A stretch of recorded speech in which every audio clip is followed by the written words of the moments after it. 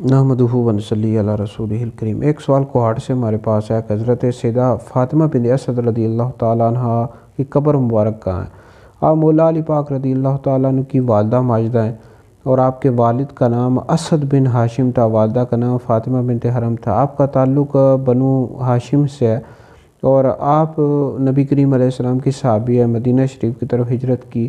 آپ کا جو نکاح تھا ابو طالب کے ساتھ ہوا تھا، تو آپ کے 4 بیٹے تھے اور 3 بیٹیاں تھیں، حضرت علی، حضرت عقیل، حضرت جعفر، اور طالب ایک بیٹے کا نام تھا، حضرت ام ہانی، حضرت جمانہ، اور ایک بیٹی کا نام ریتا تھا۔